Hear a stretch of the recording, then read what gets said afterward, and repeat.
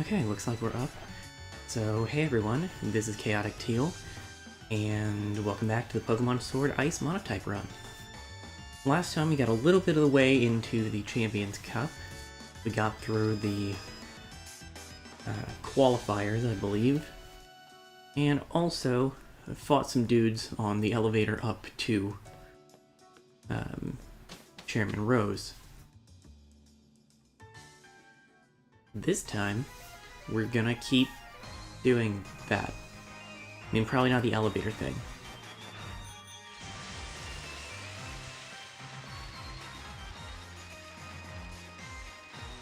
There are actually a lot of ways that you can get through the city and over to the stadium, but I don't know, I'm kind of feeling the scenic route.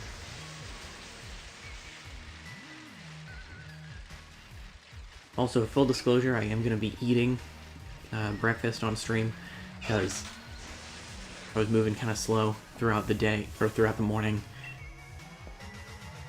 I normally try to avoid eating on stream, but it'll just be what it is.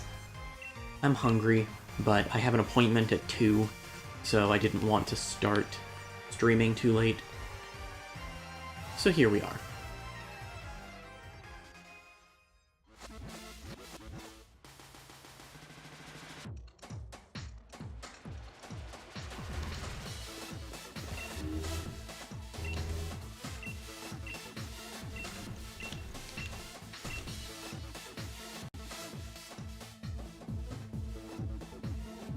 Alright.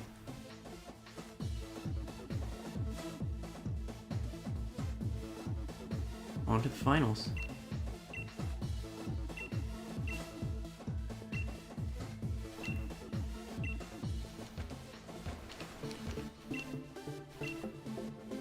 We can't actually look at the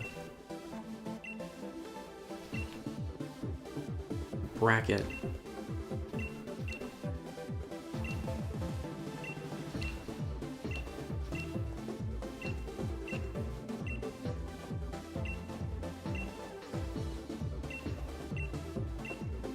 Ah, that's because we've got the opening ceremony. Which I think we're going to skip, as it's a cutscene.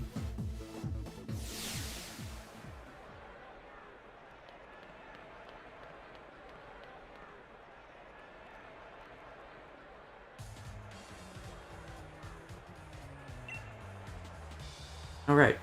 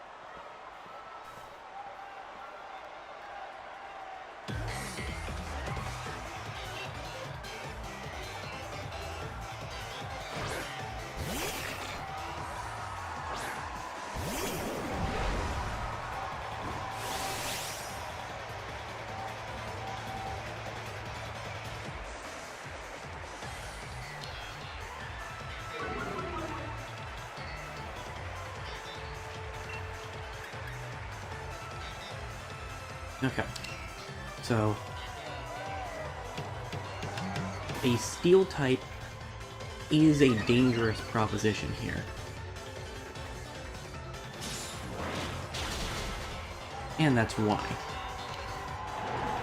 Going forward, I'm going to have to lead with Gray so I can get an Aurora Veil up.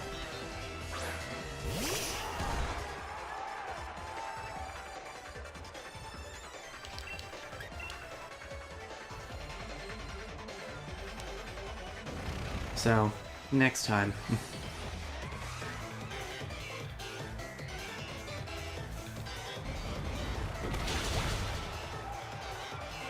I also kind of get tunnel vision with that particular strategy.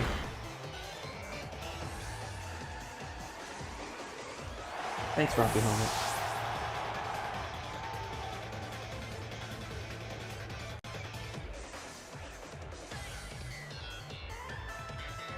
But yeah, I need to do some setup before I expect that strategy to work.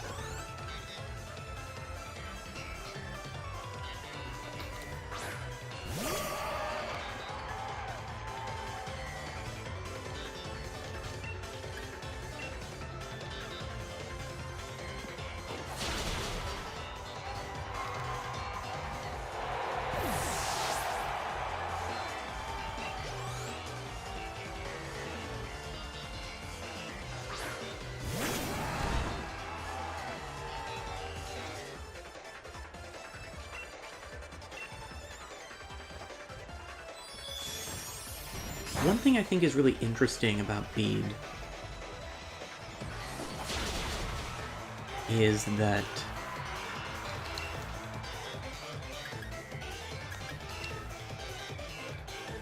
naturally, by this point, he's transitioned into a fairy-type gym leader. But several of the Pokemon that he starts with are Psychic Fairy.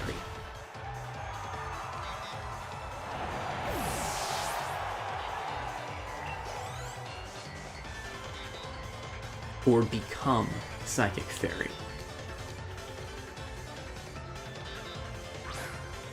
Do you only have 4 Pokemon?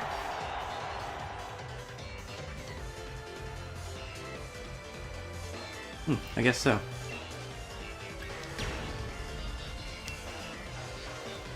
The little indicator for that is cut off on my TV.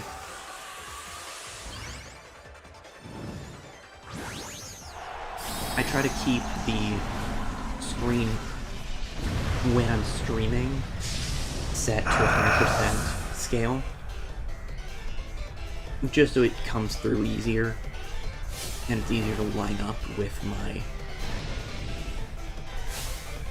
backdrops. But that means that I get a little bit of information cut off.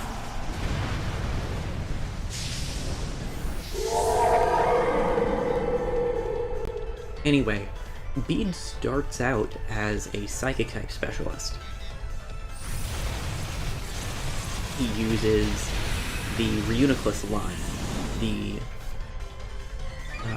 Gothitelle line. That's gonna hurt. Yep.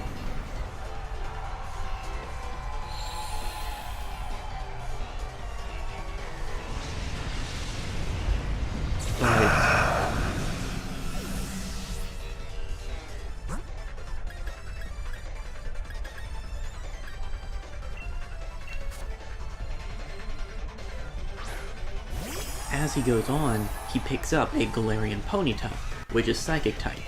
He has the Hatterene line,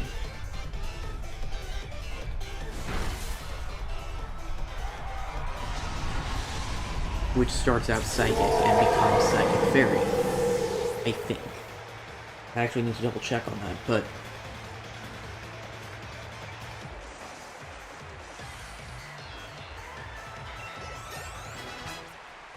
I feel like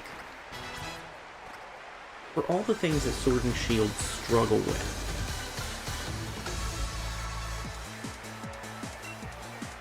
they actually do a really good job of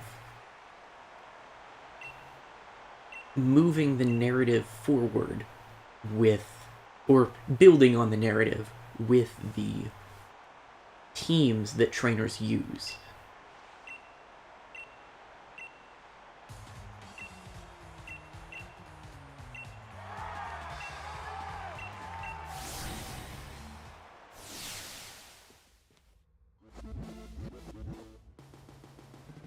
Just check here.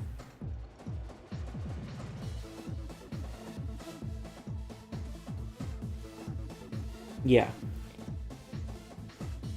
The Hatterene line does not get Fairy type until it fully evolves. And Galarian Rapidash is the same way. So...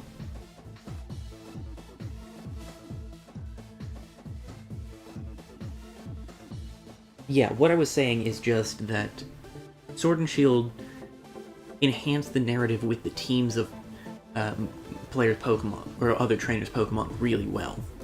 It shows that with Hop, it shows that with Bead. There's some of that in other Pokemon games. For instance, the quiet implication that a team leader that has a Crobat isn't as cold and dark as they seem. But in contrast, Ghetsis in Black and White, or it might be Black and White 2, I don't totally remember,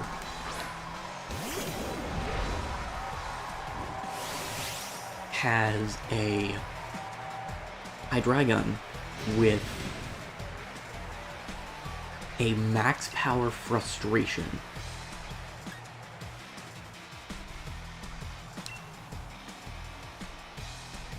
You didn't use First Impression?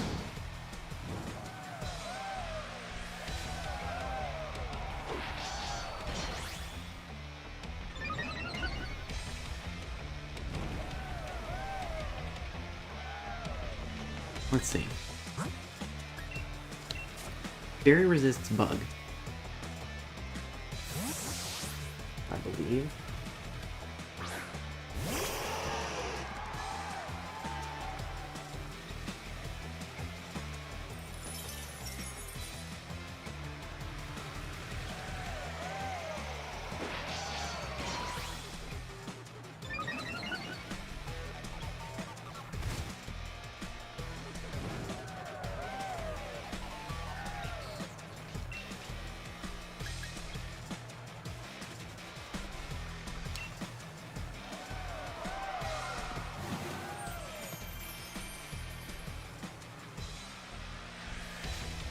I am concerned about the extremely buffed attack of that Golisopod, but I knew emergency exit was coming.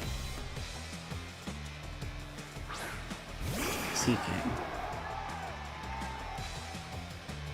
You ever just forget a Pokemon exists?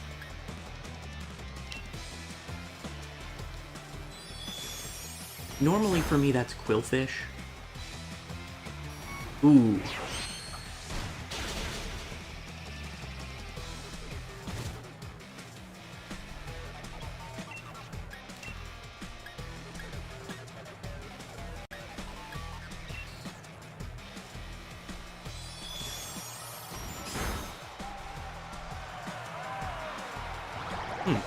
Now that's interesting. Okay. Not fast enough.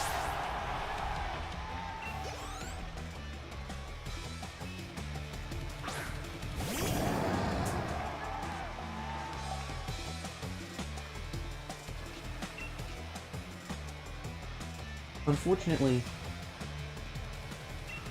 water isn't a great starting point for an ice-type team.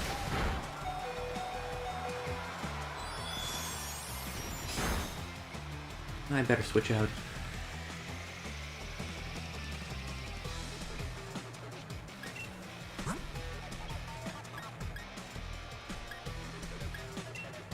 Oh, right. I have Freeze Dry on Vivi. Hold that thought in that case.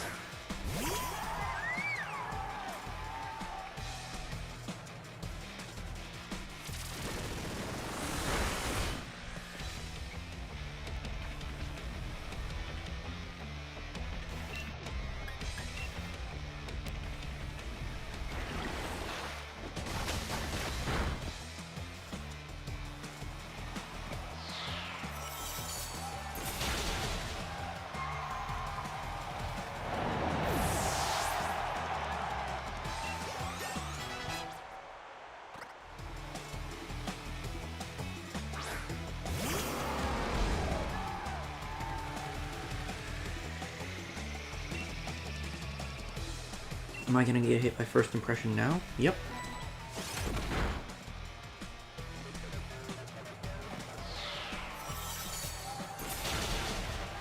I don't really know of anything particularly special about first impression.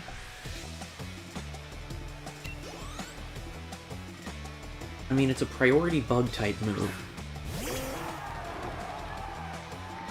I want to say it's the signature move of Golisopod.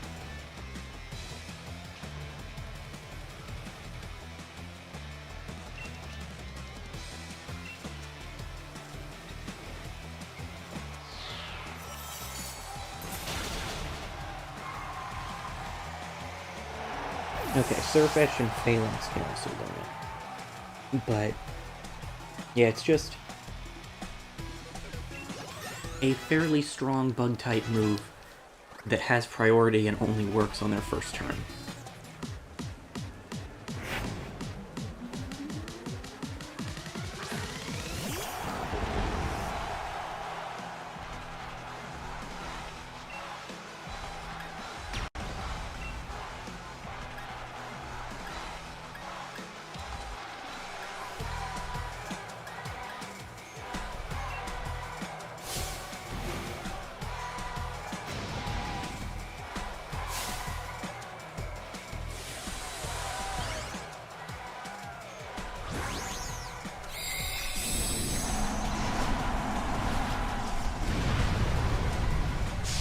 You know, I completely forgot what Gigantamax Dreadnought looked like. The answer is pointy. And I think the fact that Dreadnought Dynamaxed first means that it's going to get first turn, which is kind of unfortunate, because it's probably going to use a Rock-type move, which will hit hard. Yeah.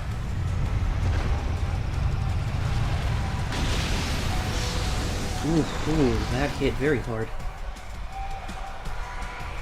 Unfortunately, Glaceon's surprisingly tanky, but slow.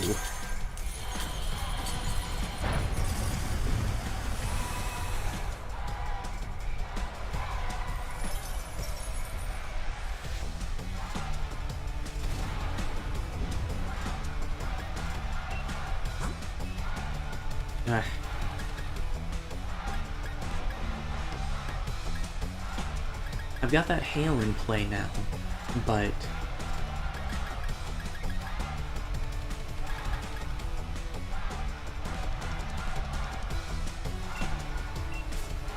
it's gonna get taken out by Max Rockfall as soon as I switch.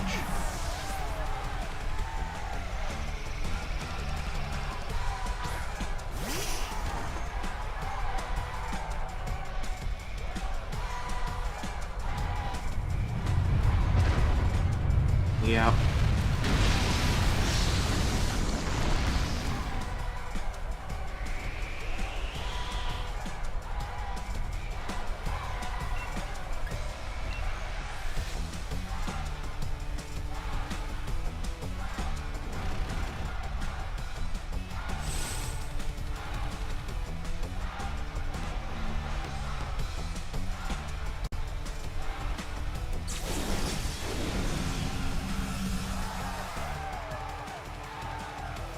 At the very least, Louis does benefit from a sandstorm. Rocky Helmet, Rocky Helmet. Yeah! I'm really glad that Louis has a Rocky Helmet. Come in handy so much. Also, we managed to avoid losing any Pokemon in that battle. I mean, it's not a Nuzlocke, and we do get fully healed afterwards, but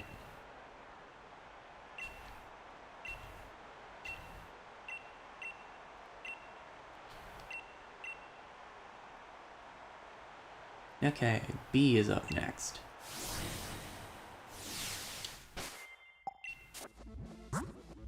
Now,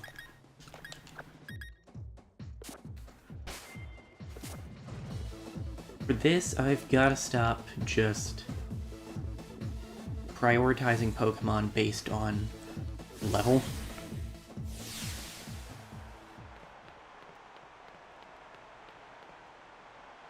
We're at the point where strategy is more important than growth.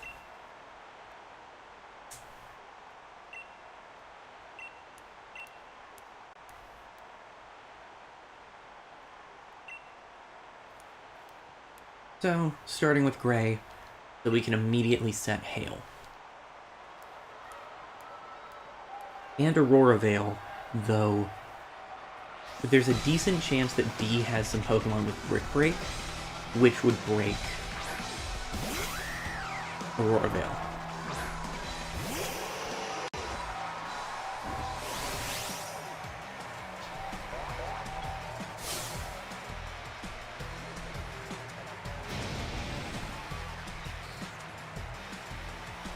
I really like the fact that instead of a traditional Elite Four,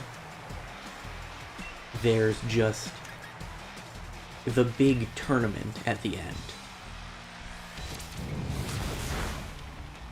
Whew.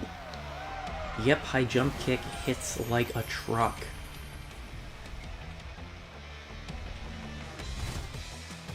Fortunately, Hawlucha is flying type.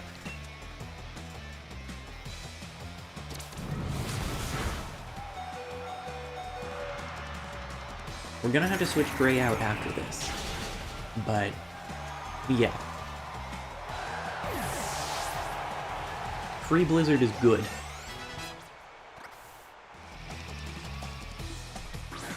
Phalanx.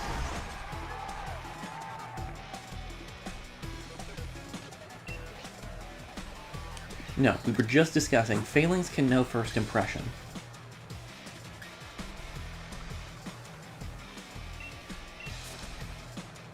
I don't want to take the risk of Gray getting taken out by it.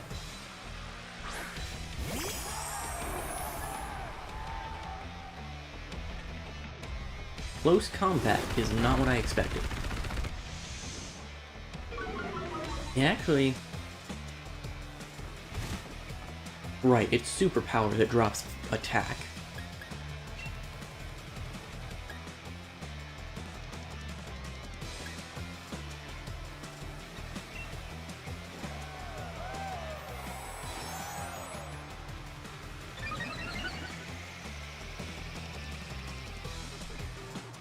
Rock Tomb is a problem. Okay, we're already faster than it, so time to stop setting up.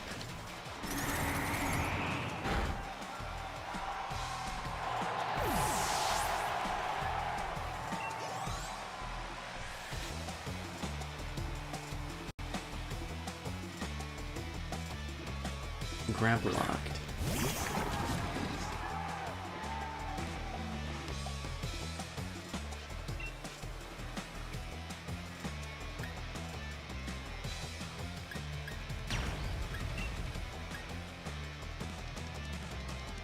I'm gonna take a gamble here.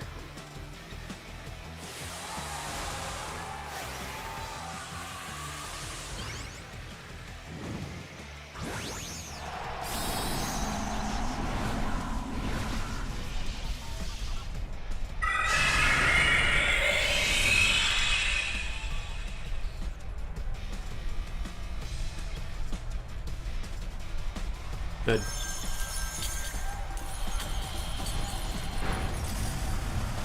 Even better.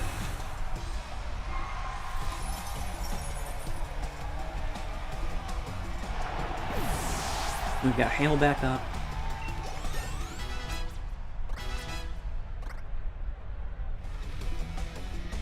Surfetch. Surfetch can also know first impression. But actually...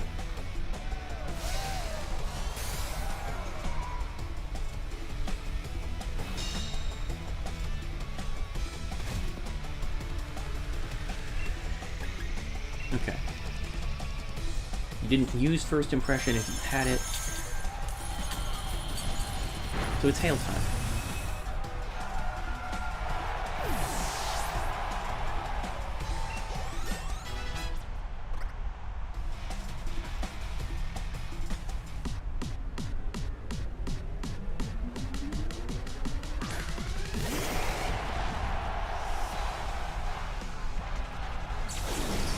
It wouldn't surprise me if Machamp knows a Rock-type move.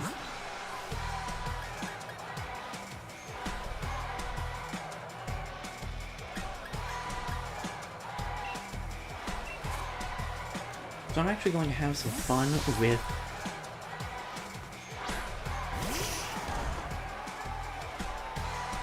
baiting attacks.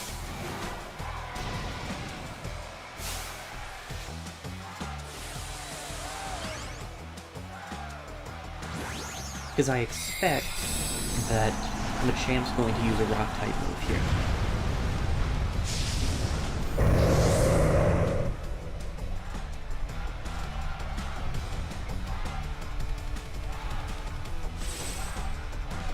I was incorrect.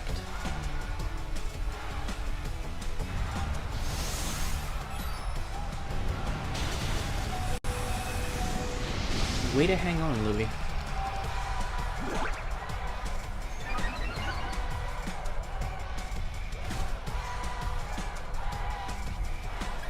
Okay, so that wasn't as effective of a pivot as I was hoping, but here's the part that actually should work.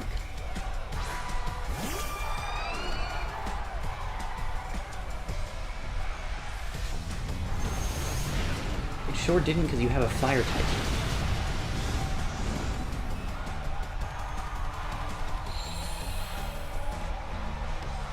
I think I've been outplayed. That's unfortunate.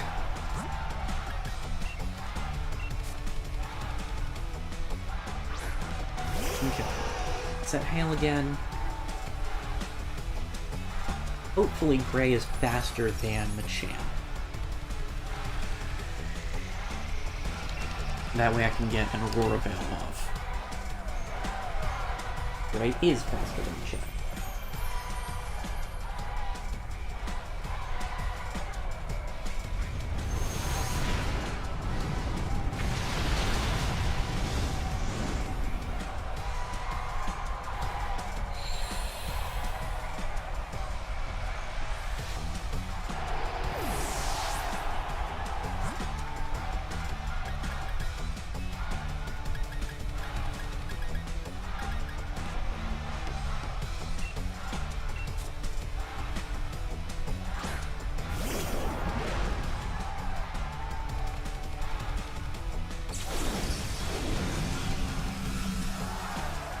I think it's fair to say that, well, A, I should have used Fire Punch, but I got a crit, so it doesn't matter.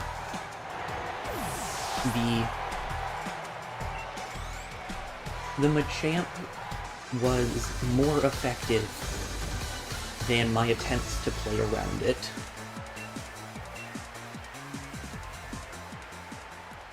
Given that I lost nearly 3 Pokemon to it.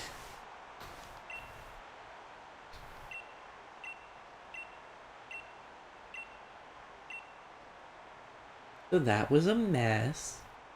But at least we don't have to defeat Kaboo.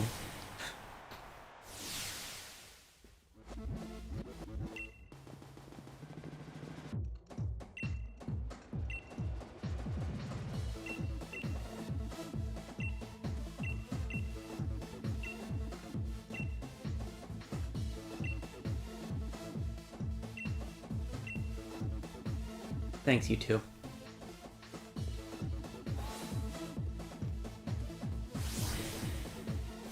Marnie's really the only one of the rival characters in this game that I don't feel gets a lot of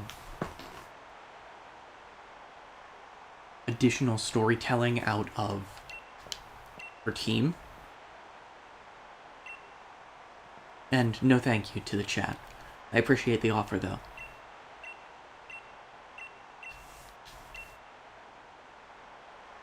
And maybe part of that is just that I don't really remember what's on Marnie's team very well. But my memory is that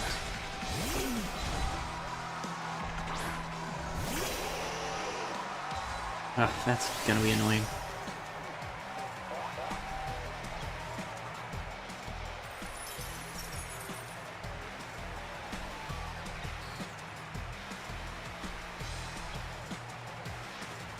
Yeah, I know. My memory is that her team stays fairly consistent. I know how weather works, Raihan.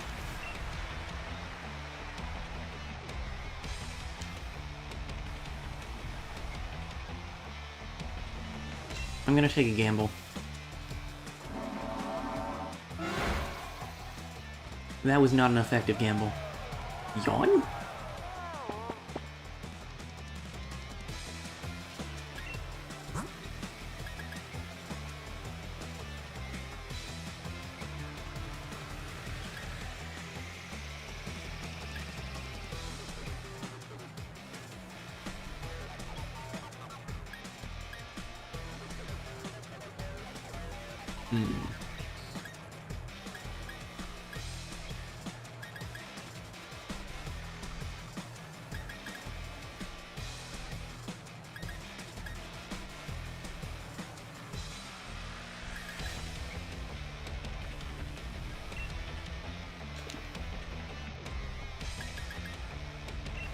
Yeah, alright.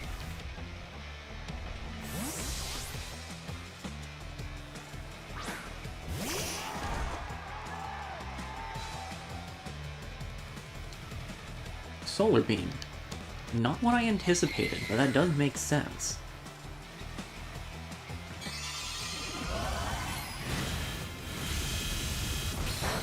If you're building a team around weather, why not use anything that's going to interact with it? Especially... Yeah, there's where the problem's gonna happen. Ugh. Yeah, I should have used Dig. That was a misplay. The good news is, at least, I can swap Gray back in and take out the sun. I'm going to set fire to the sun.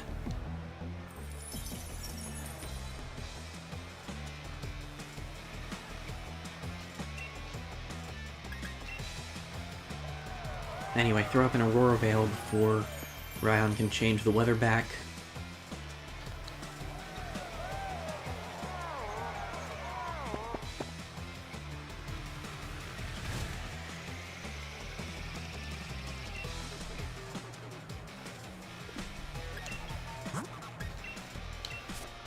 Now time to see if I can get the funny to work.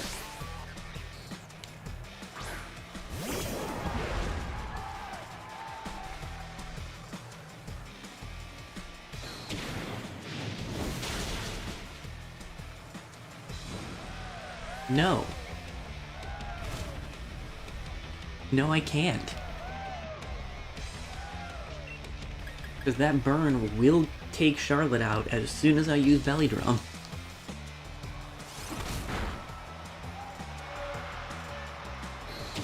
Ugh, I'm floundering.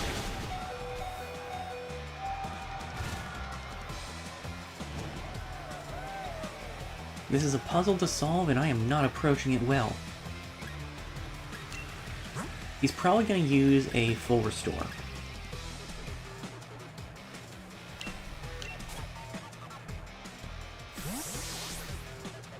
Since Torkoal's in the red.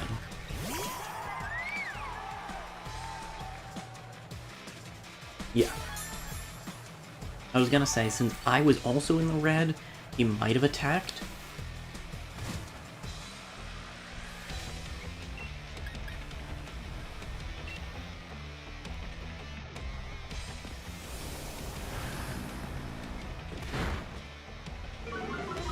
There we go.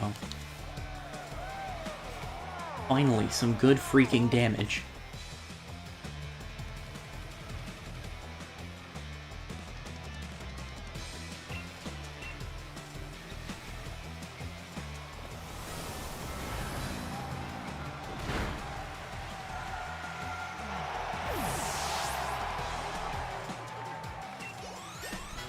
Okay, Gray is still up, so I can set Hail again if need be. Turtonator.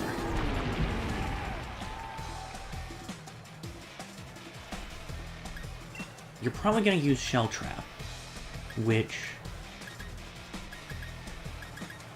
doesn't actually do anything unless I attack you. Though since I was asleep, maybe you won't.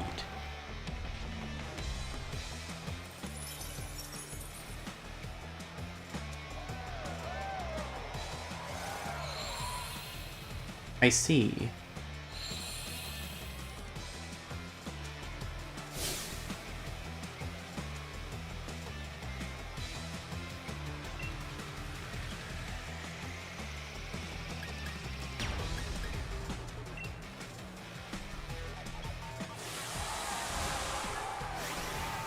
This probably isn't a good play.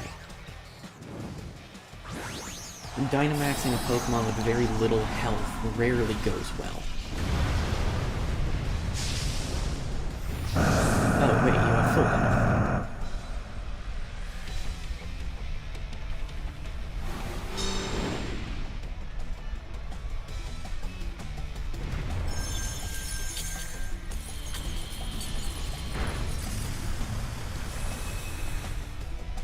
That Shell Trap's gonna hurt.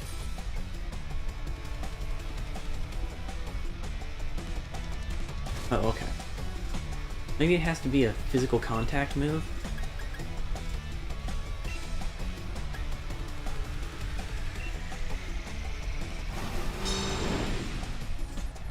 Anyway, it's not gonna work this turn, because Starfall's gonna take out Turtonator.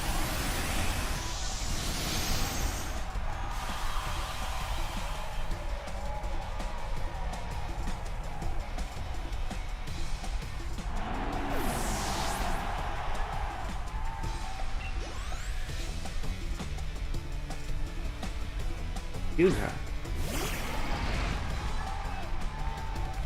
Do you have... No. But you probably know... Okay, just to double check, what does Misty Terrain do again? Oh, cool. Well, that doesn't really impact Gray.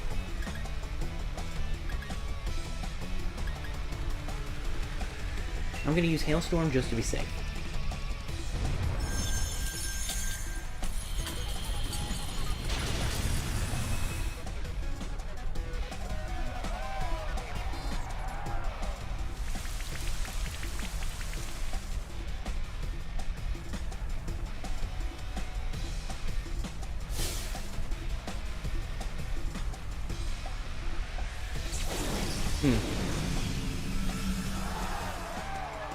Yeah, I was really banking on that one-shotting Goodra.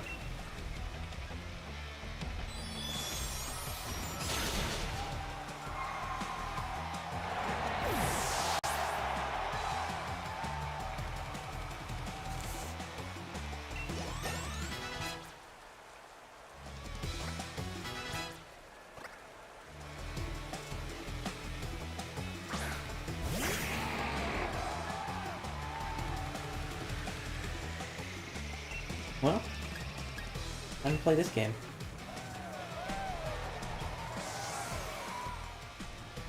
The one advantage is...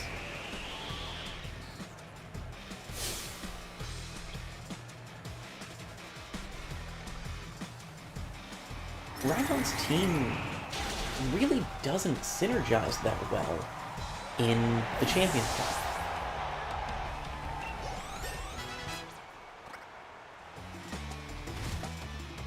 I mean, it does still synergize. Just not as well as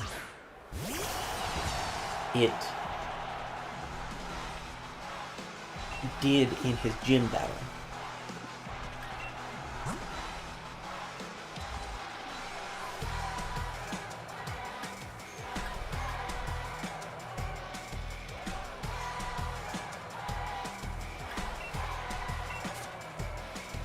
Sorry for the Charlotte.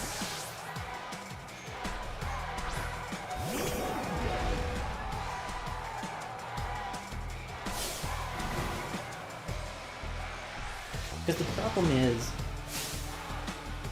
he doesn't have a... Well, he doesn't get a double battle in the Champions Cup. So...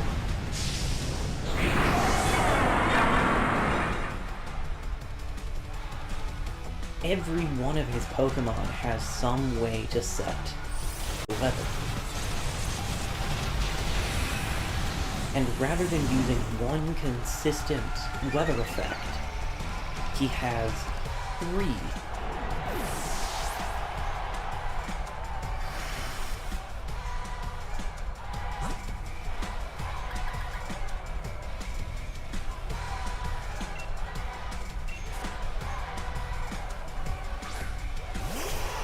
Okay. Take out that Sandstorm and get an Aurora Veil set back up.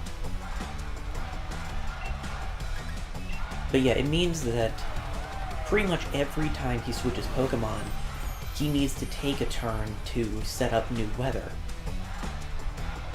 Because Torkoal is the only one. Yeah, I kind of expected that. Not when it was a crit. Torkoal is the only one with a weather ability, rather than a weather move.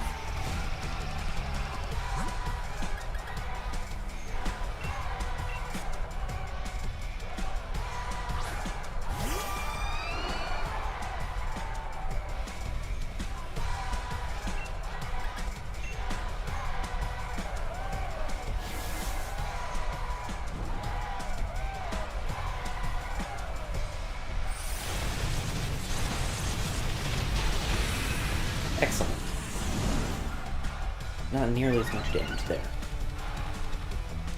Now, the 3-stage defense buff hurts. But... fortunately, I'm not planning on using physical attacks here.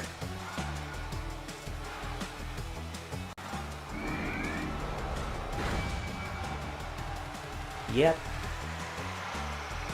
You knew a Rock-type move this whole time? I guess you do get stabbed from... You get stabbed from Steel-type moves.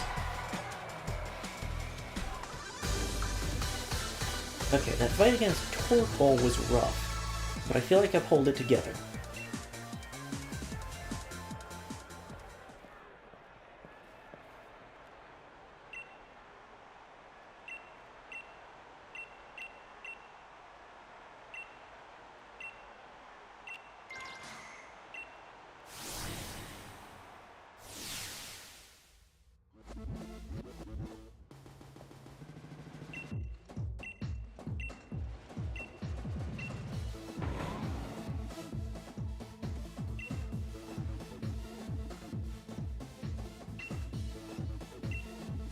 I like Rillaboom a lot. This isn't a particularly relevant statement, but I will always be very fond of Grass-type starters. Okay. Now... oh, right.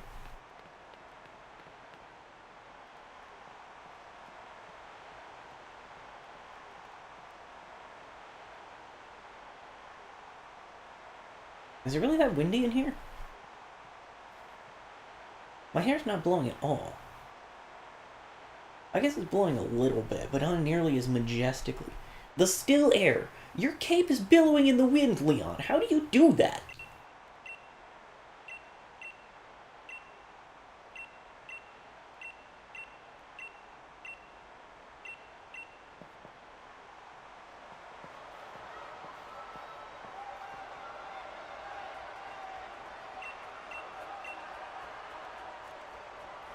Also, we interrupt this battle with the champion to bring you a problem.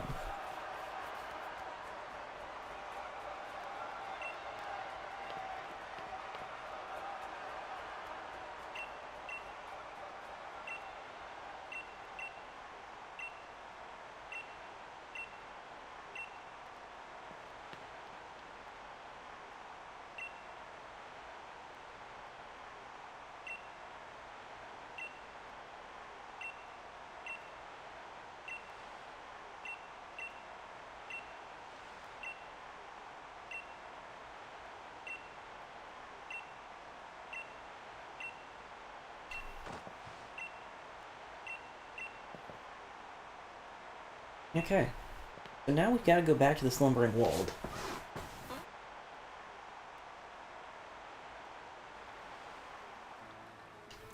Okay, honestly, I could believe that. It's like the awkward zombie comic about Crom.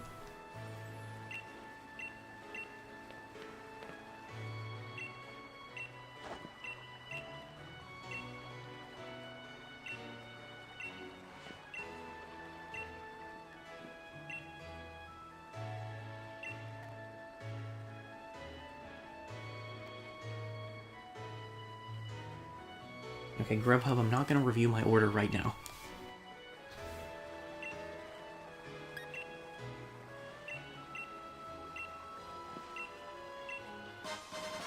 But yeah, Awkward Zombie has a comic about Crom and the rest of the shepherds. I mean, they've got several comics about Fire Emblem Awakening, but...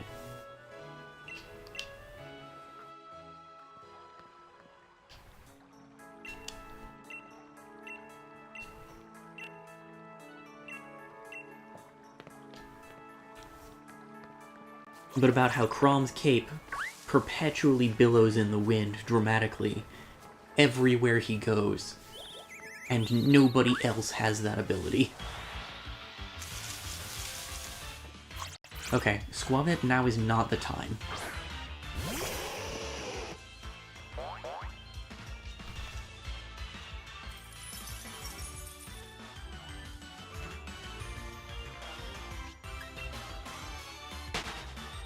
Also, can I just say, shout out to Rotom keeping the Levitate ability no matter what form it takes, and thus having a completely useless ability in its fan form.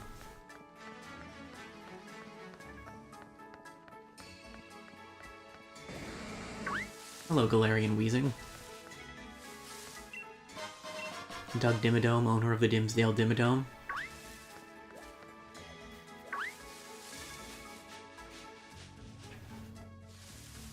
Look past ya.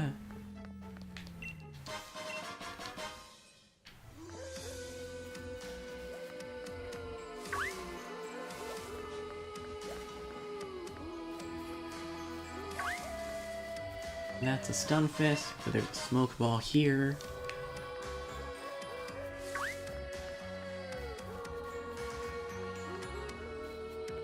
Hey, Hop.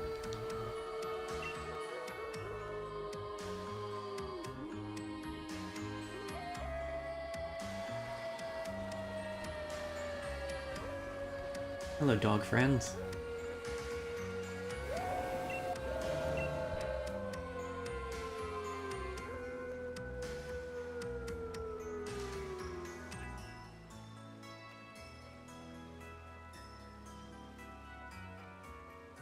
Yeah. I mean, at least Levitate is a useful ability for Soul Rock and Lunatone.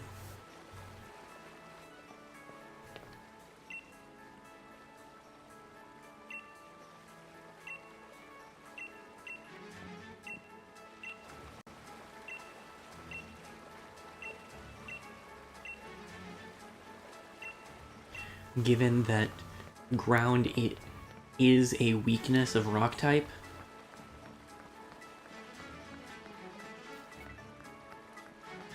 But partially Gen 3 didn't have a day-night cycle, did it? No, it totally did. Hello.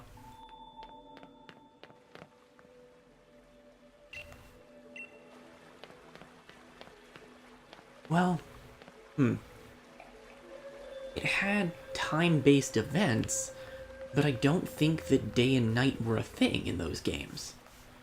So, the most obvious,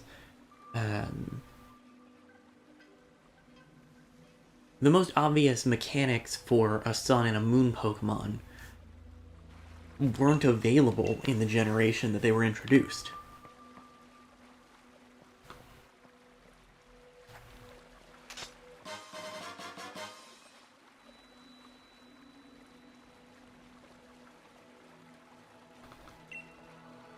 That would be cool.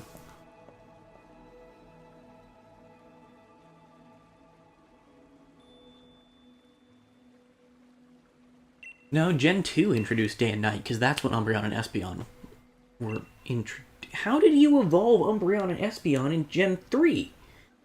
Wait a minute.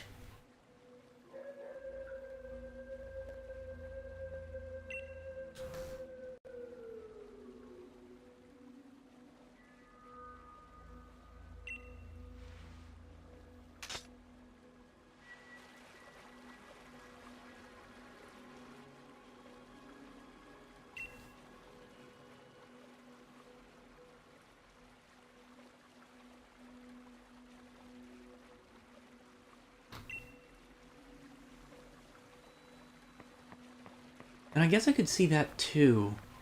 The only... I don't know, they didn't have too many off-the-wall... Can I fly here?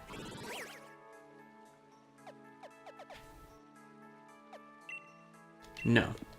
Okay. They didn't have too many off-the-wall weird abilities in Gen 3.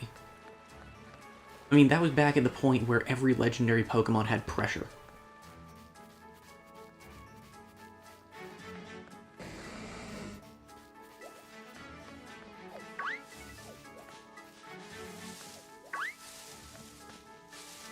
Okay, well, Groudon, Kyogre, and Rayquaza didn't have pressure, but their abilities are just weather.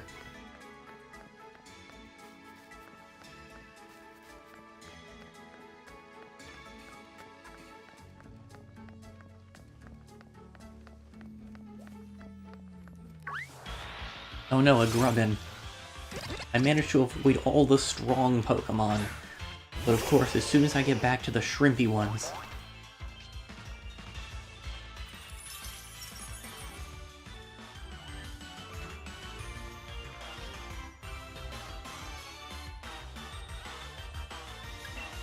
True.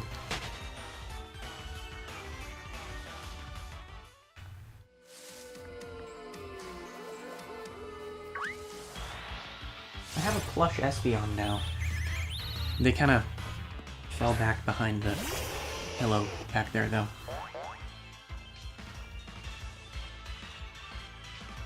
And it's one of the super goofy Pokemon doll proportion ones.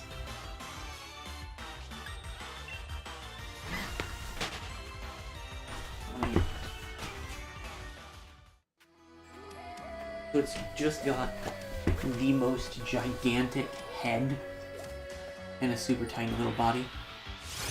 Look at this thing.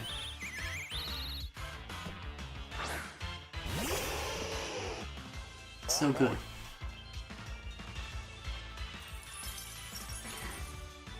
Shaped like a friend.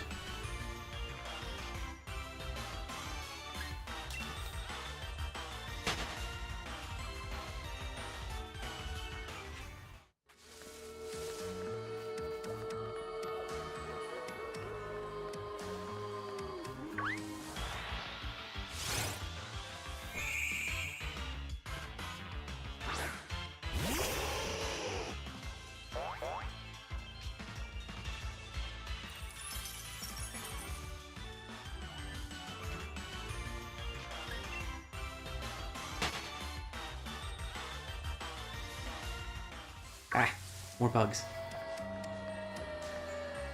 There we go. And I only tripped on 3 bugs on the way back. That is reasonable. This is a very soft Espeon. Very top-heavy as well. As you might expect. I was really hoping... My younger sibling picked this up for me at Kansas City Comic-Con a couple weeks ago. I was hoping that they were going to have Leafeon or Glaceon, because those are my favorite evolutions, but they did not.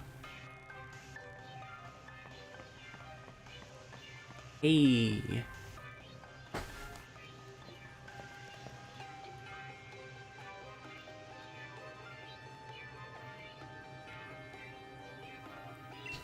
That's fair.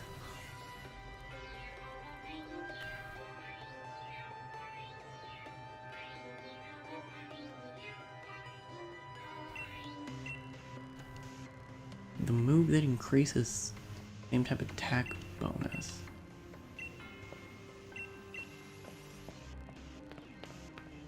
I don't recall what move that is.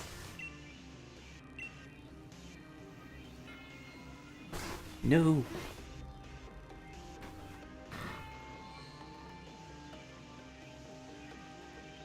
Ah.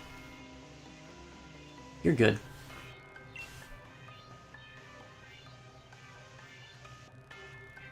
Okay.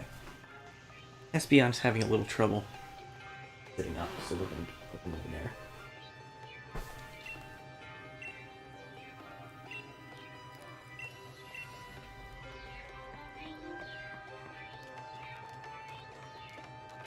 It really is kind of unfortunate that, for the most part, the evolutions don't have anything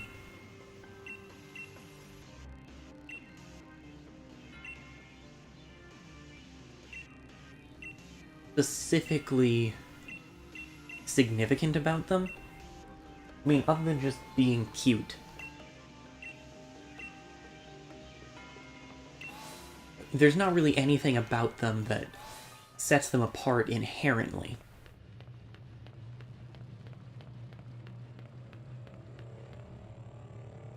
Well, this is shiny.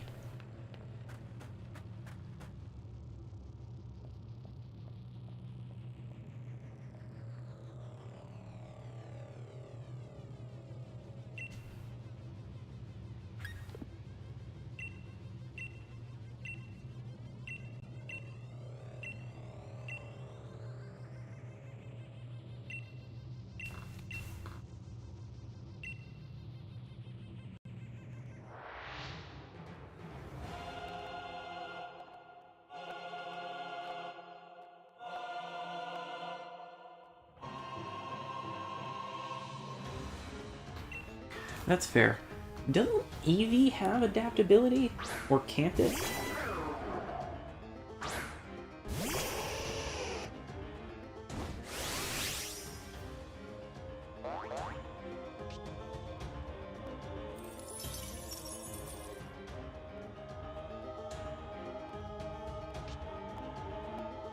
Yeah, Eevee gets that ability. It's just that none of the evolutions do.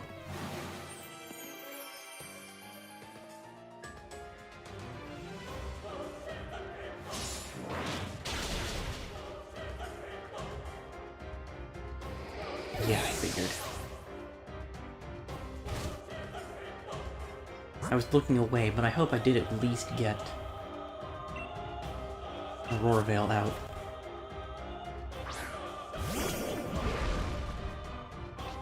Let's see, can I Dynamax here?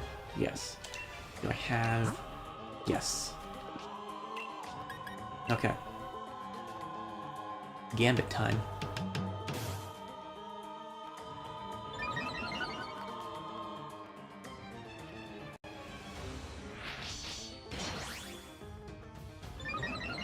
I see. So this is the turn where we're both just charging our attacks. Unfortunately for you, you really should have stopped me when you had the chance.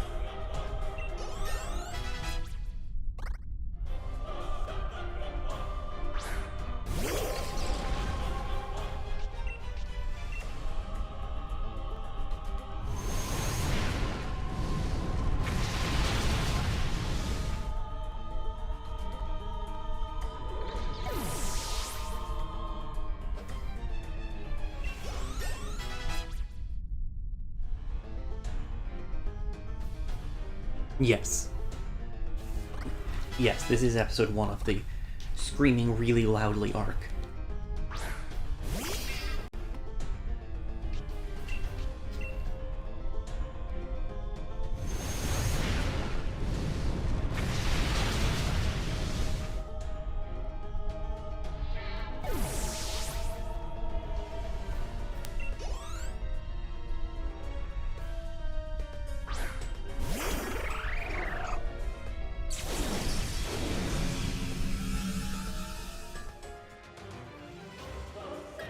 Rose is an interesting character.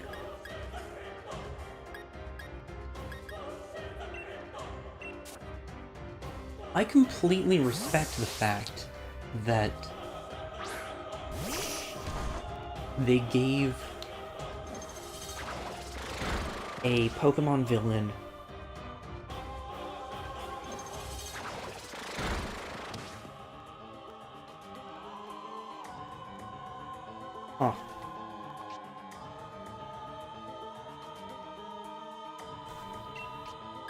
I respect the fact that they gave a Pokemon villain a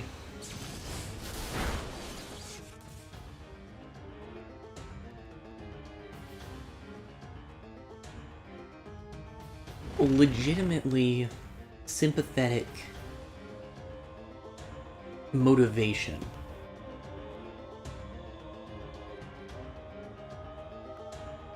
But I feel like the execution of it is lacking.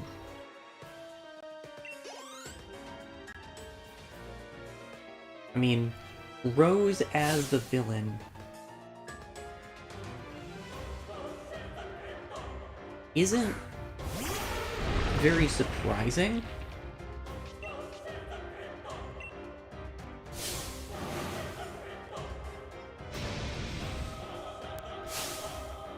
And while falling into the well-intentioned extremist umbrella,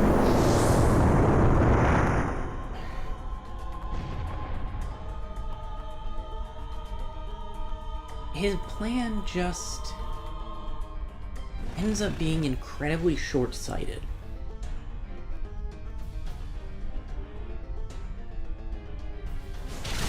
It is very funny to me that Dig allows you to avoid Max Quake.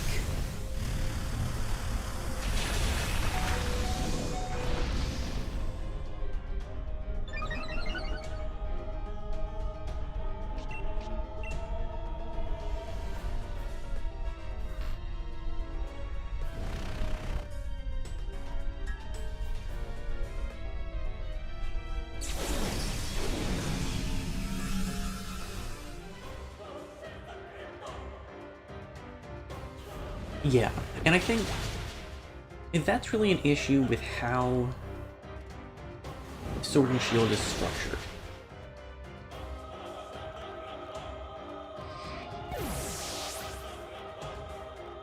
Rose caused so much damage to his own Pokemon by just bashing them against Louis' Rocky Helmet.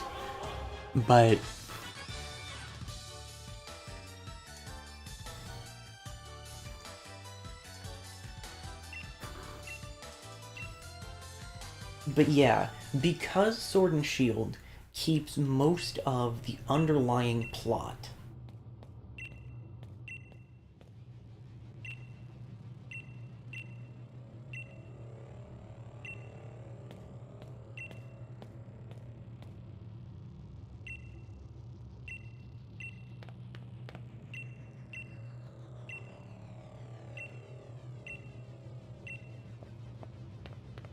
because Sword and Shield makes most of the underlying kind of background plot the background, as opposed to... Are my Pokemon healed? No. Huh, what do I pay you for?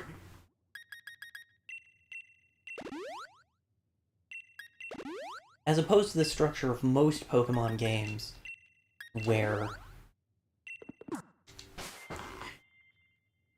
you're engaged with a secondary plot with whatever evil organization.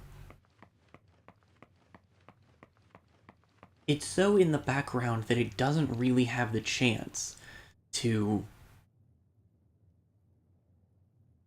play out very well.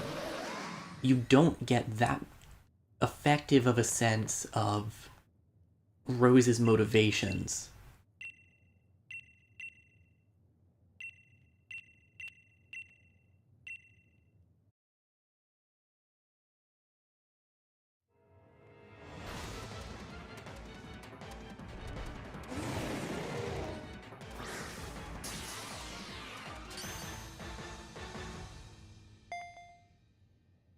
Basically.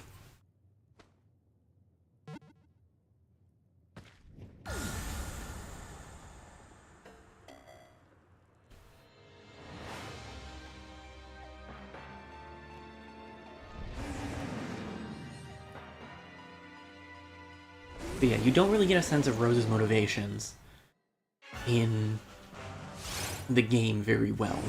He doesn't... We've pretty much seen every piece of Chairman Rose as the villain. That's it.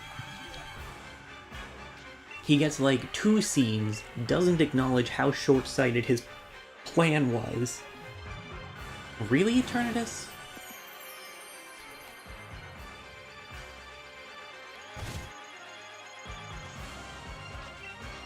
And just kind of moves on.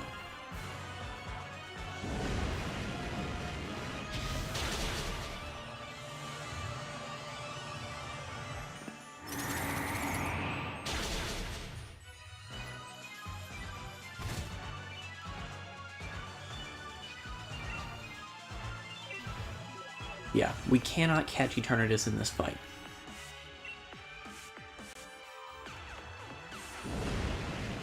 So time to just refrigerate it.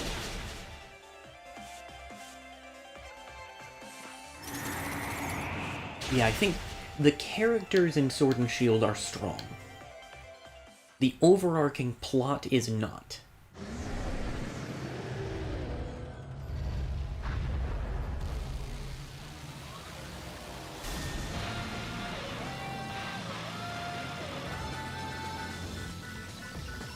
And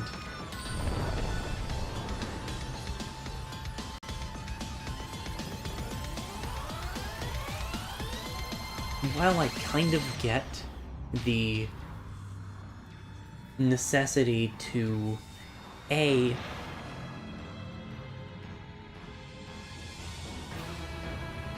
set the protagonist apart from just any gym challenger, and B, make the game about more than just any gym challenge to justify the encounter with legendary Pokémon, for instance.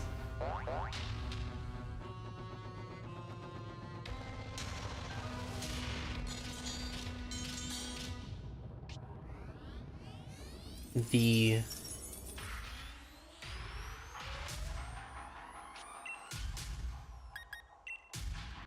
Team Yell and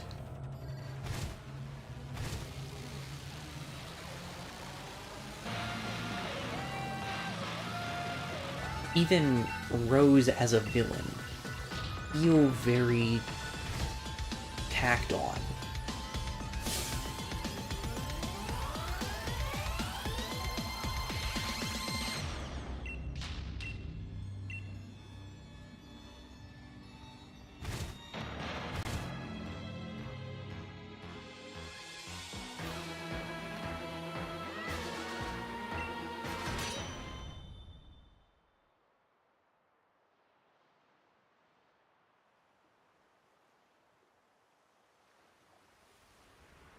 As one of my friends in college put it, like right after the games came out,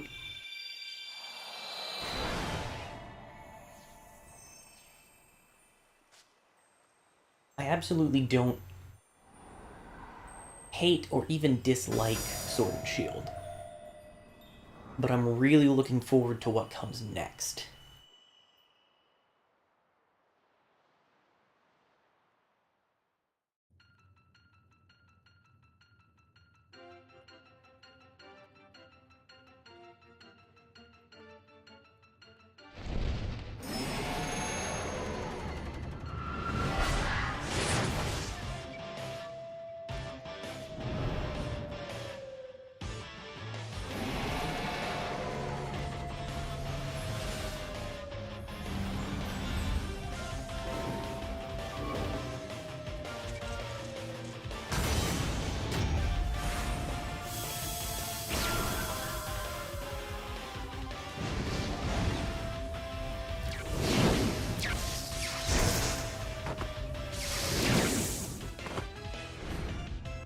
I would at some point love to see... I mean, I think that the kind of dream of any Pokemon fan is a massive game that spans every region.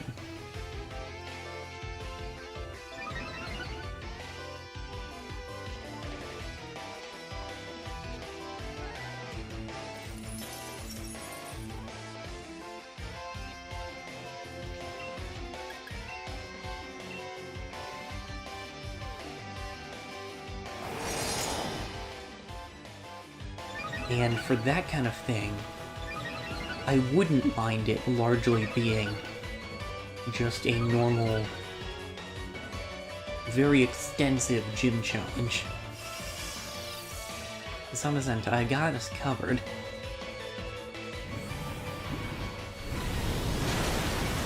Never mind.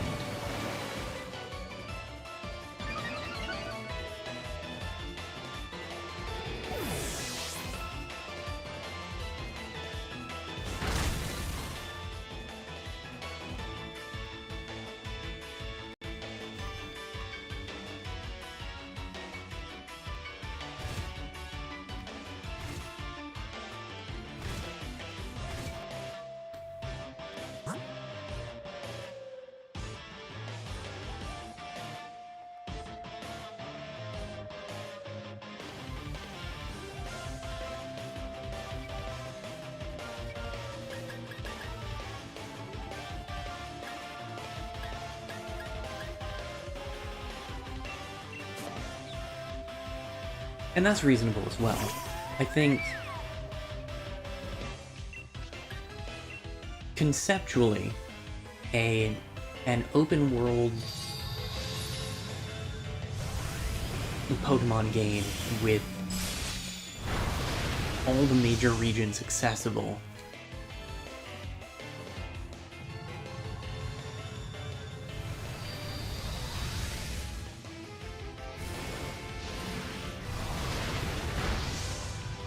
I mean, they kind of have that in the Pokemon World Tournament in Black and White.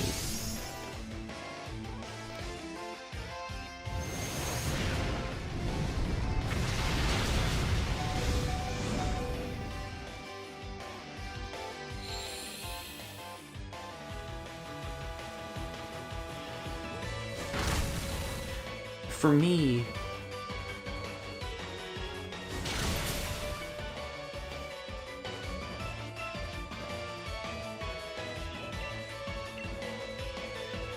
the exploration and catching Pokemon is much more interesting than battling.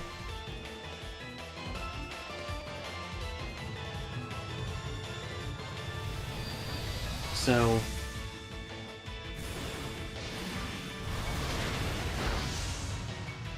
I know that I've talked before about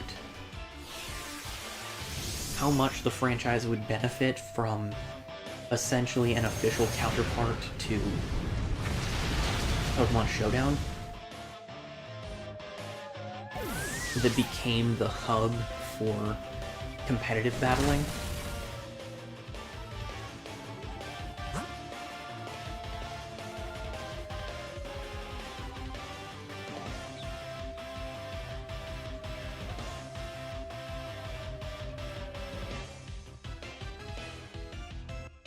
And that's fair.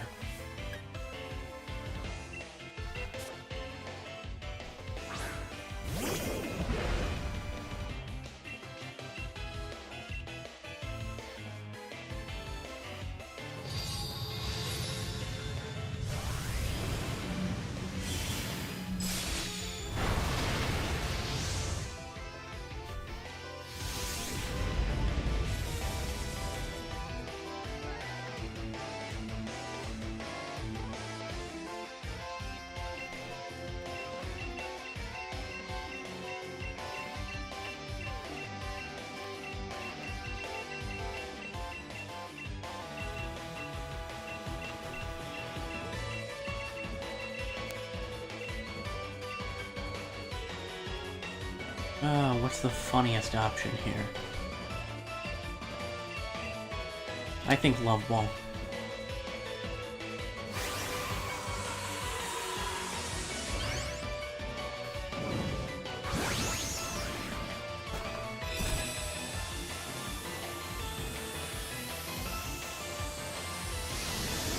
I also strongly believe something like a Battle Frontier should come back. But that's not really something I want for me.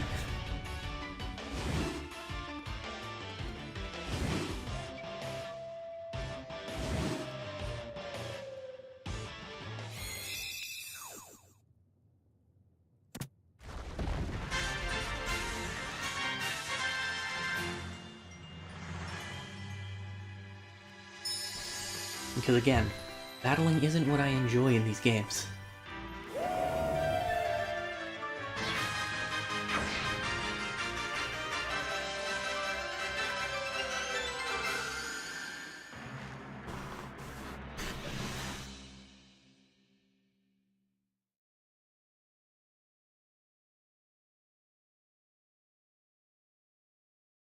That's fair.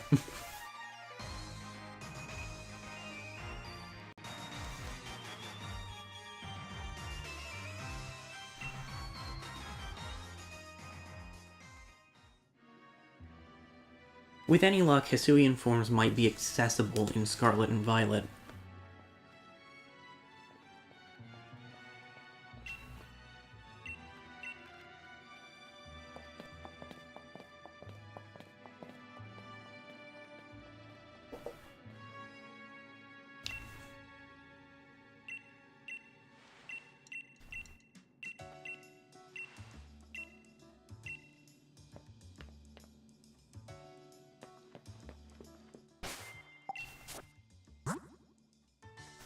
Okay, so now we're actually going to fight Leon instead of being completely derailed by plot developments that kind of sure are a thing.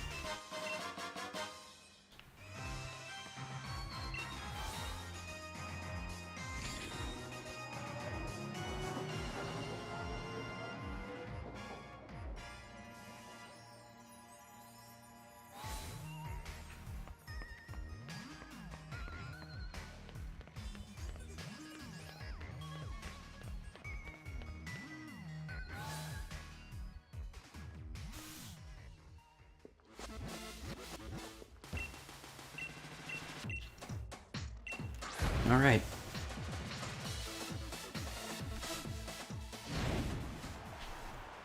I will probably end the stream when the credits roll for today.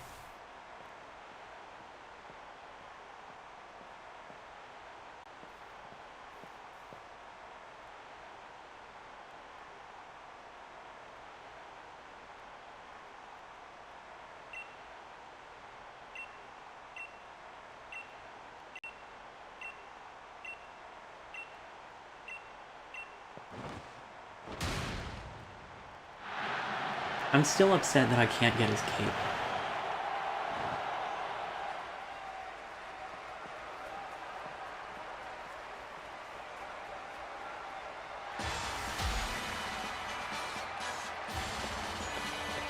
It's so excessive, and I love it.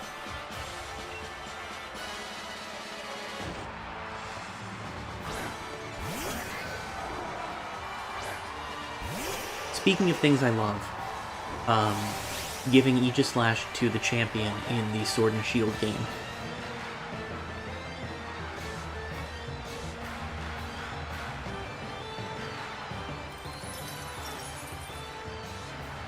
Aegislash is one of my favorite Pokemon.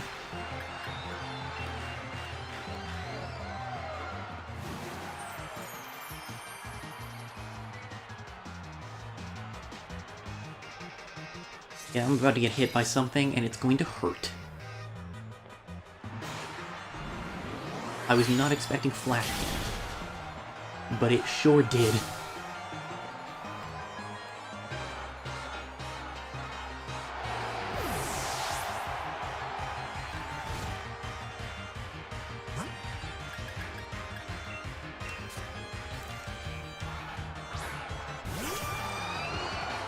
There is a non-zero chance that we lose here.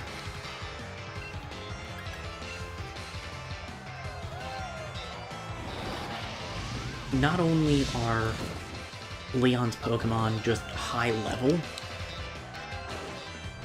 but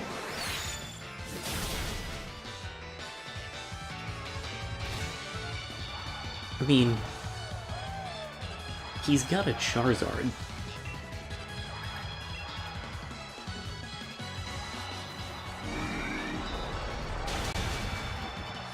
Okay, good.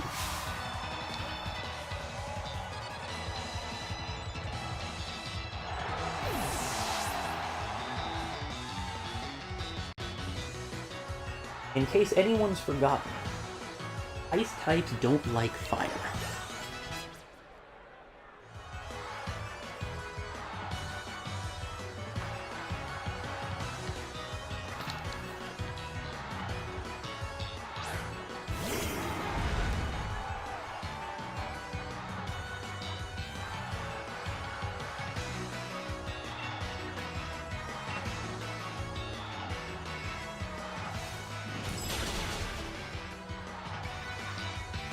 Moldbreaker is such a bizarre ability.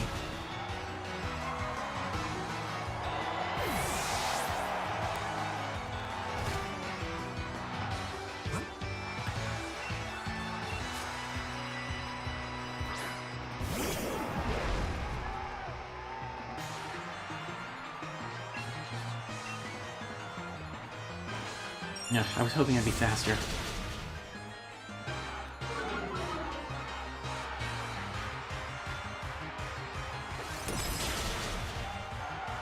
Yeah, Aurora Veil is a necessity here.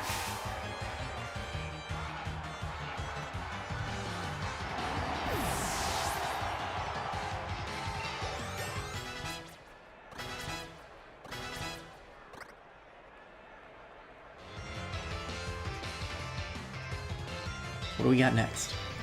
Dragapult. Oh, there's a 0% chance I'm faster than Dragapult. And you know Flamethrower. Cool and good.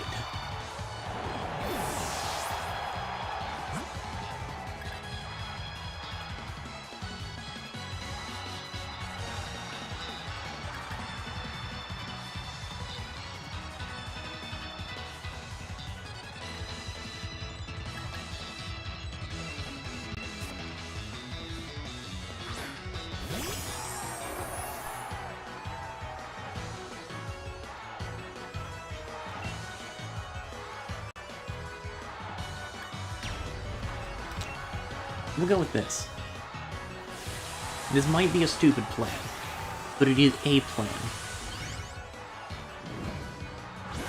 Excessively large bug.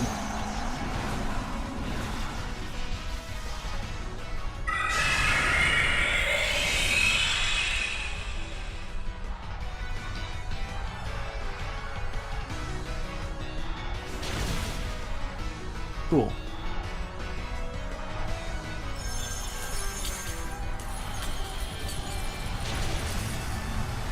Oh. I didn't expect that to work quite so well.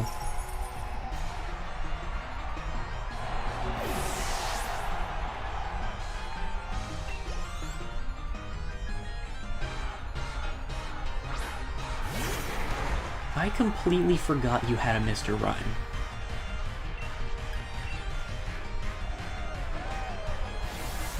That's annoying. Fortunately, Frostmoth doesn't have very good physical attack.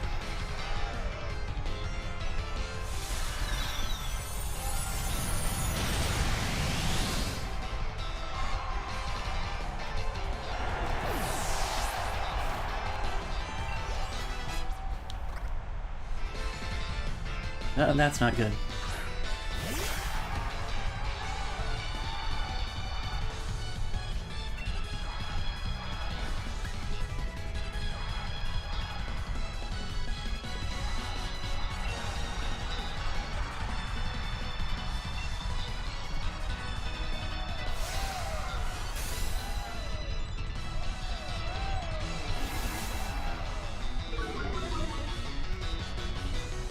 Okay.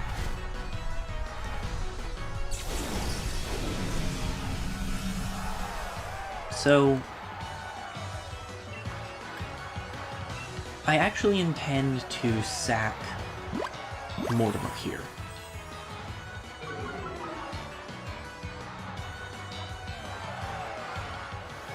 If I'm going to have any chance of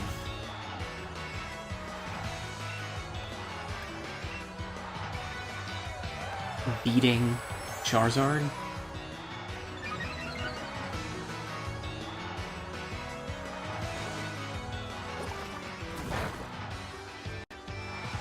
what?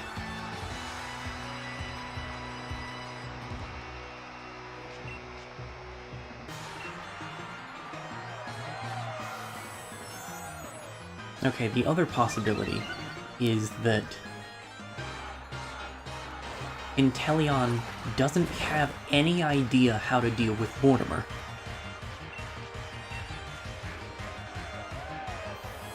Which is a perplexing possibility.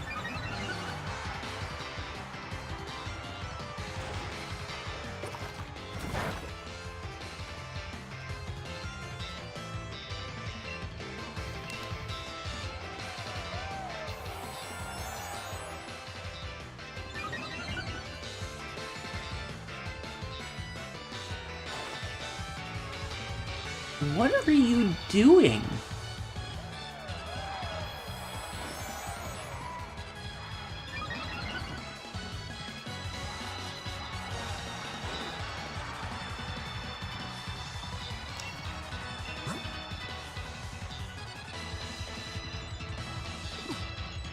Okay, 3 more Quiver Dances and I'll have maxed special attack. Unless he starts using Tearful Look again.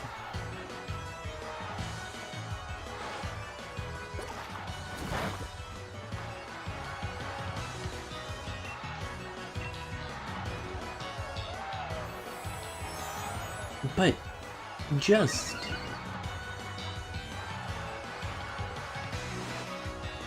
why are you spamming Mudshot? What is your goal here?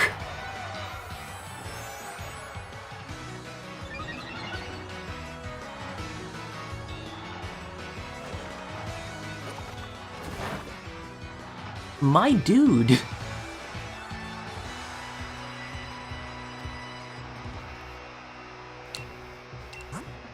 Do you not know Snipe Shot?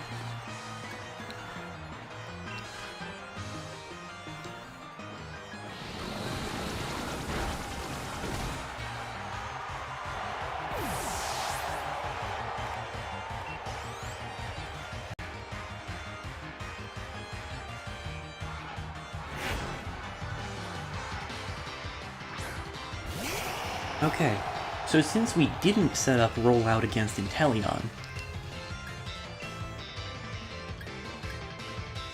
if this misses, we're screwed.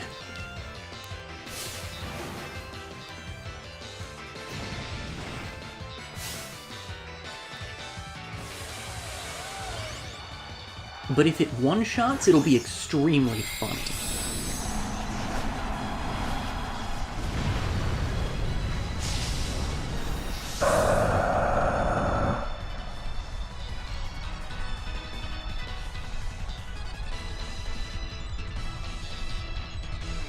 Okay.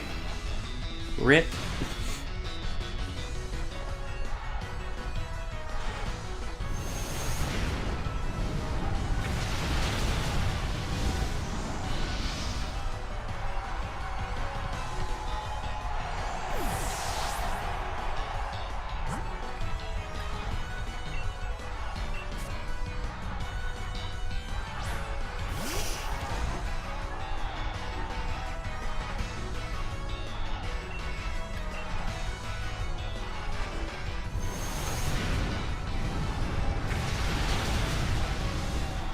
I probably should have thrown in another Tailwind before I took out Inteleon.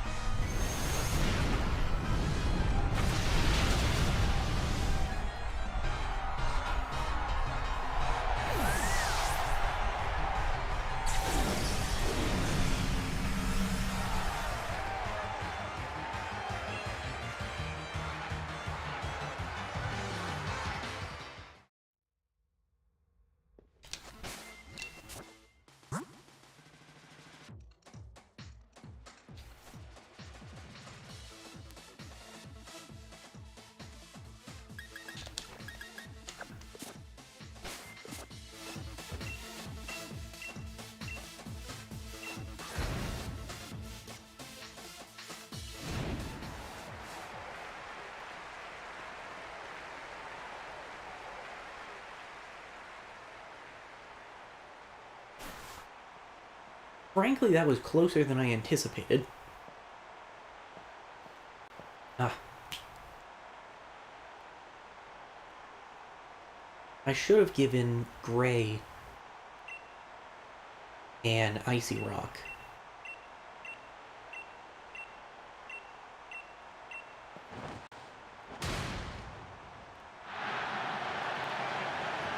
Because if I can just...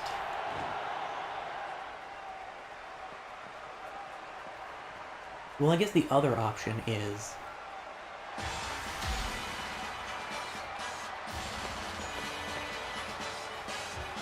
I set up with Gray, or with Mortimer against Inteleon, and then Dynamax, and go from there. But I also don't know... Like, there's no shot that happens again, right?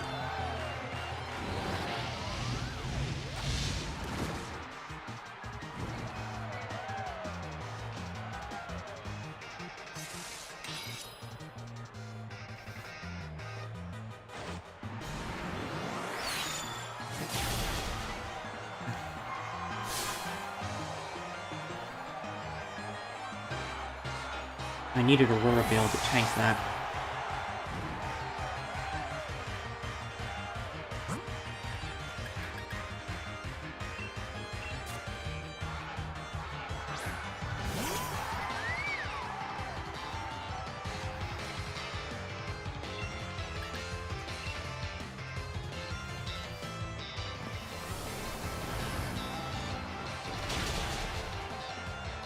Oh.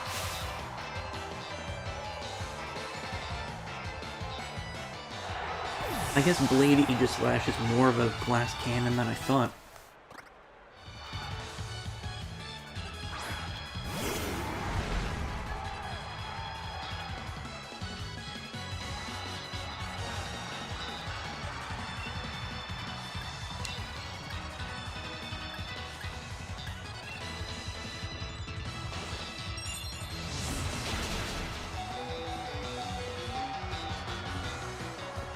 Excellent.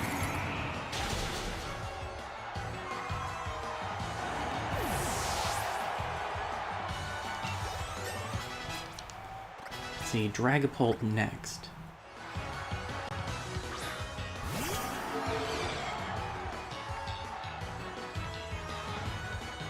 Which is definitely faster, so it really doesn't matter what I use.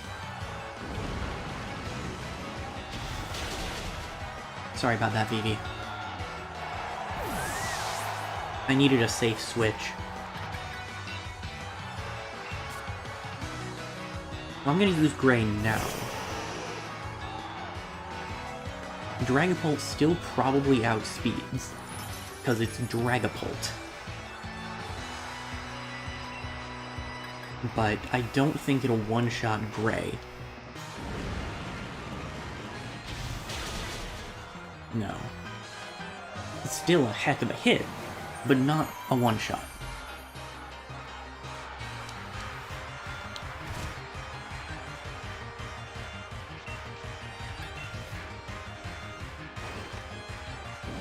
And Aurora Veil should prevent this from knocking Gray out. Close, but that's actually right where I want to be. Okay, Hail should take you. There we go.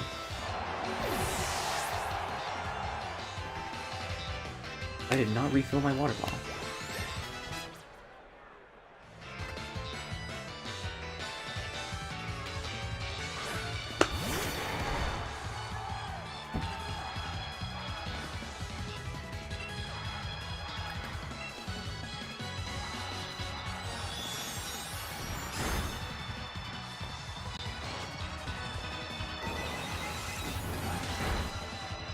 Yeah, again, I wanted a clean switch.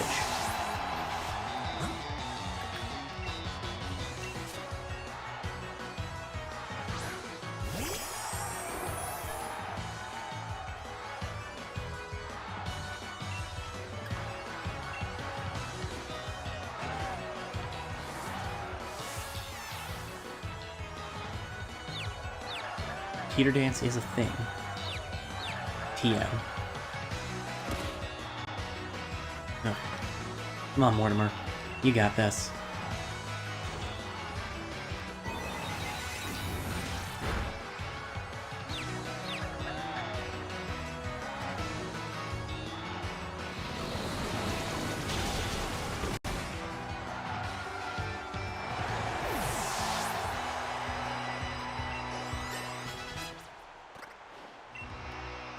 Charlotte wants to learn superpower. Yeah, I'm actually okay with that. It could be funny.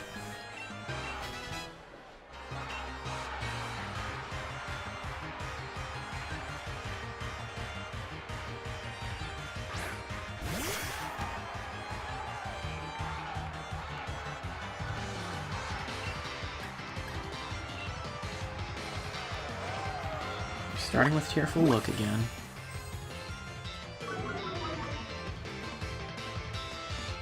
Excellent. We got Tailwind going, so now I'll be faster.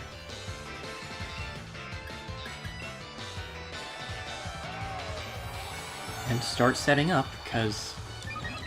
Are you just gonna spam Mud Shot again?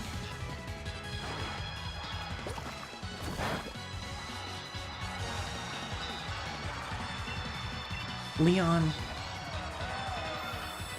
I just have to question what part of you thinks this is a good idea.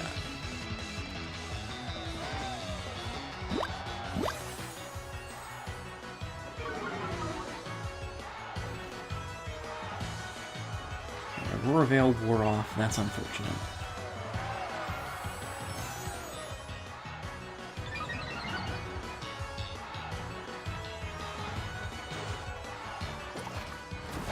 It could be that he's trying to lower accuracy.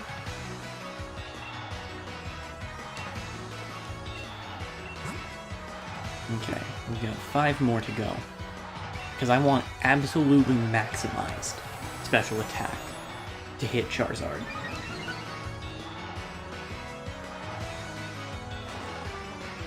But the thing is, Mortimer has Ice Scales. It's not going to get lowered accuracy for Mudshot.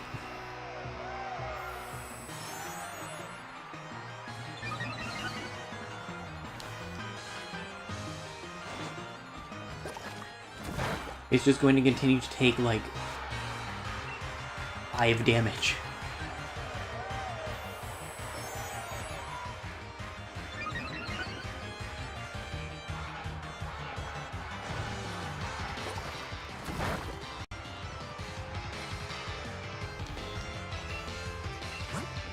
Two more.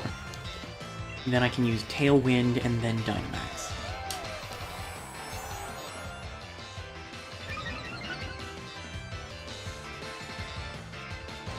I don't particularly like just completely setting up. It feels like stalling to me.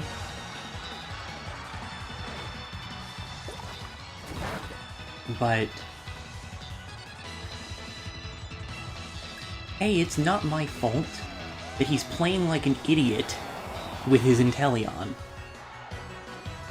Also, yeah, that Inteleon will be the highest evolved form of whatever starter you and Hop didn't pick.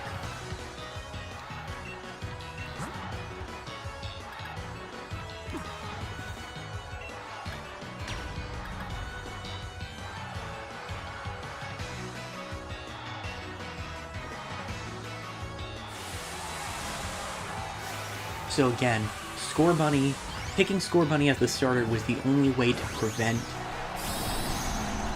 either Hop or Leon from getting a Cinderace.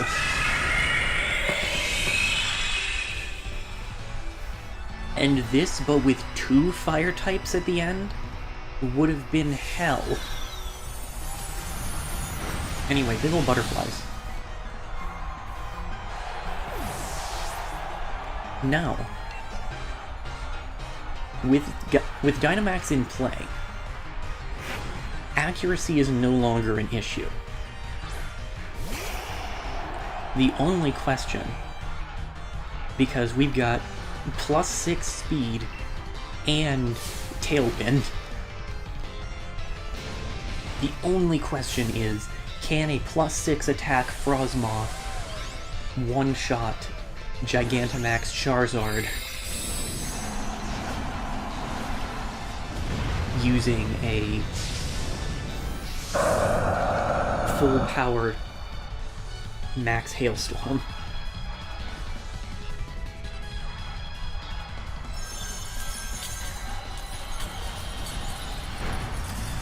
Yes. As a matter of fact, it can.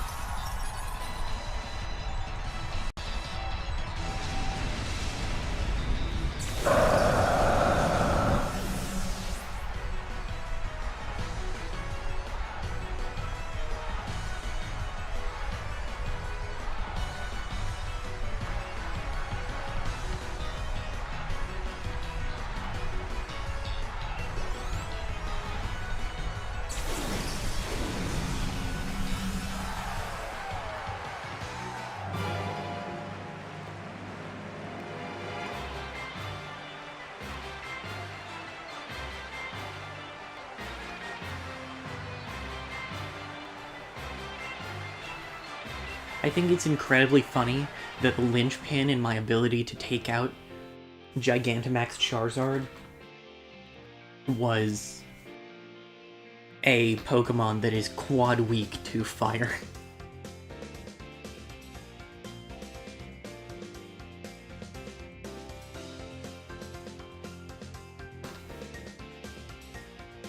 So, once the credits finish, I am going to end the stream, but this isn't the end of the Monotype run yet. I want to get through the post-game storyline.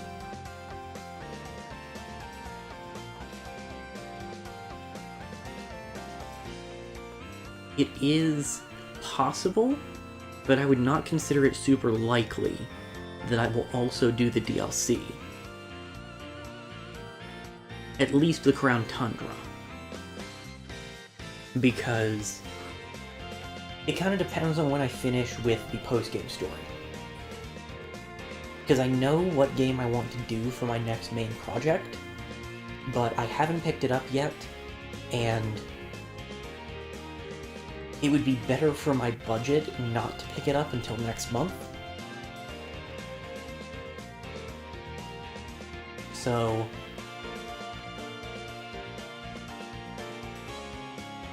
that almost certainly won't come up until early June.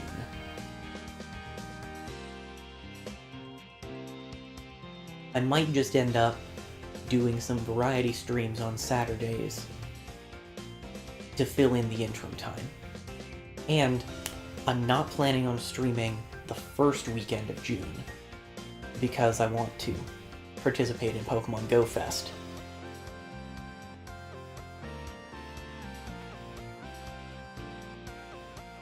So, yeah, I've really enjoyed this run. I think that it's been extremely interesting, and the Monotype challenge is a good way to balance doing something substantially different from any casual playthrough of Pokemon that I would do, without adding a bunch of effort or unnecessary stress. Because that's the issue that I think I've had with shuffle runs and with my attempt at playing Storm Silver last year.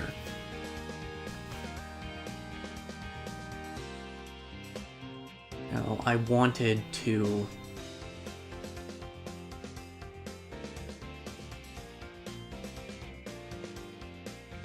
rather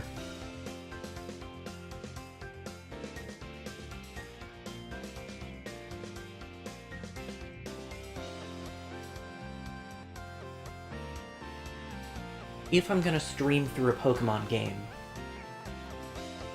I don't want to do just a normal playthrough. You know, I don't replay Pokemon games that frequently.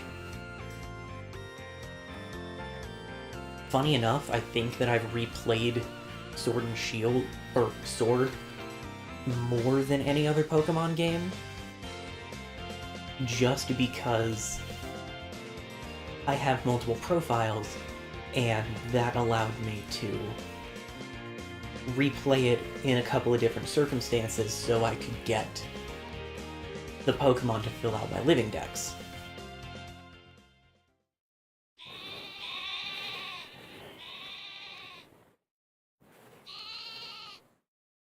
Excellent.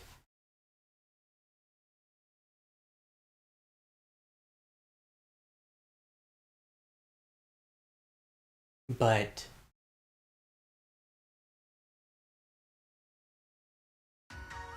yeah, if I'm gonna replay a Pokemon game, I want to do that in a way that sets it apart. But I think as much as I like the concept of the Shuffle Run rule set that I came up with years ago,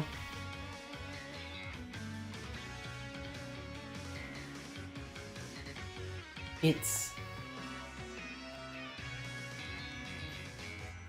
kind of over-architected.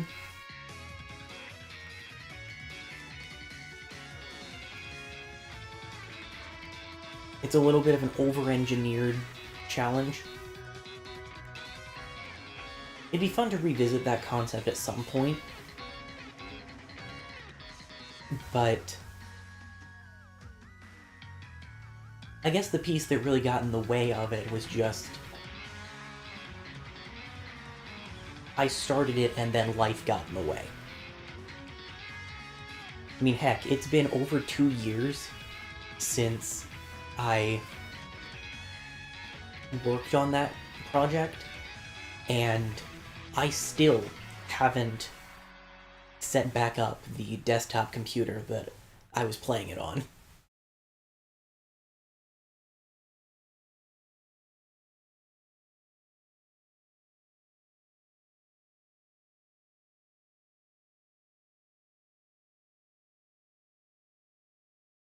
So,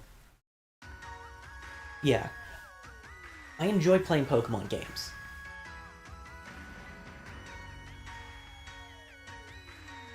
I enjoy... I mean, Pokemon as characters and as a franchise. And I do think that they are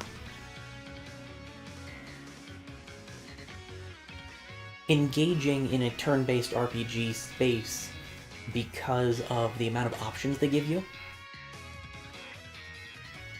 I mean, yes, you cannot transfer in every single Pokemon in Sword and Shield. And that's a shame, because I finally finished my living dex in advance of Sword and Shield coming out.